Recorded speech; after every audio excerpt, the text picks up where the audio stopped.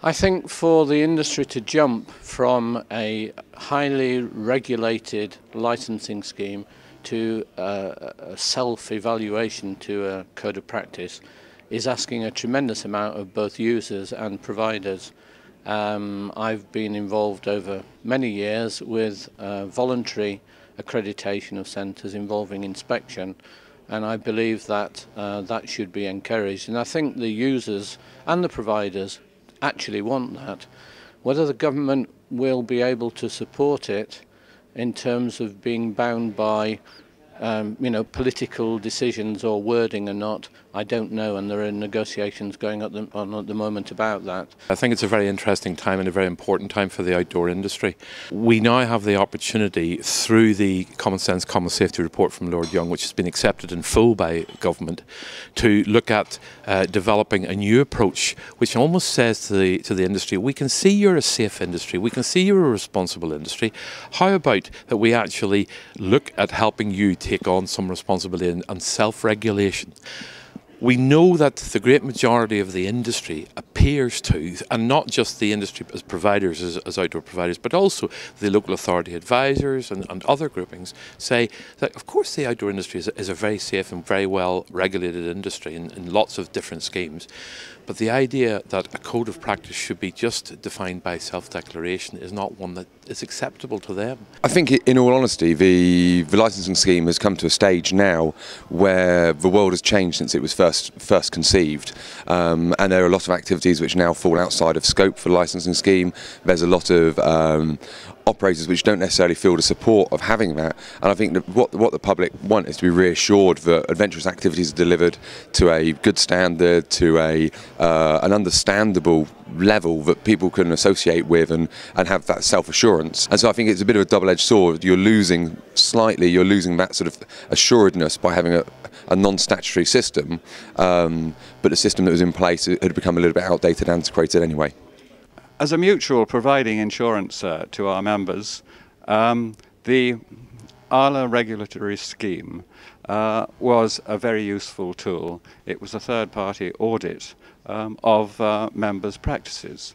And so what we're looking for in the Code of Practice is a similar standard to the AALA standard, and we do think it's important to have the standards audited by a third party. So self-declaration alone needs backing up with a third party opinion, in our view.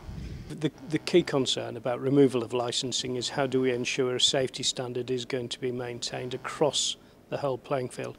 BAPA members and obviously in the future members of BAPA, BAPA will still have to meet those criteria of safety and standards, but if a voluntary code of practice comes up, there's no requirement for anybody to actually demonstrate that they're meeting that code of practice until an accident happens, and that's the last thing anybody in the industry would want. I think fundamentally they're causing a degree of confusion both for us as operators and secondly for the end user, which is, your school groups, your teachers, etc. We feel that some form of inspection or quality mark will be important for all end users to understand that what we're delivering doesn't return us to a situation where we've got another line bay on our hands, basically. Schools, local authorities have become used to, the Adventure Activities Licensing Authority as a mark.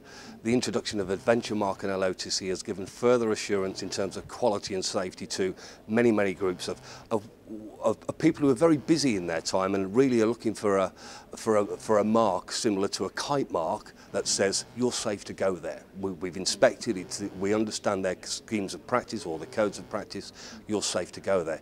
That's what the end user, I believe, is looking for. What I do think is potentially damaging is the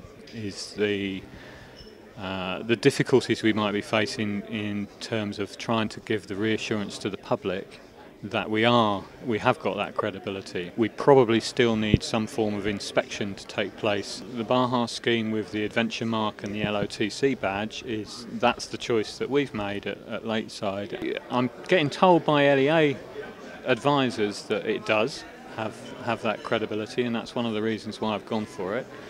I'm concerned it'll be confusing. You know, here's one list of people who self-declare, here's another list, maybe in the same website, of who go that extra stage to be independently assessed. And that's something the industry really needs to work through. And we need government to, yes, of course, it's quite right that government have their policies, their determination, their ideologies about deregulation on burdening business.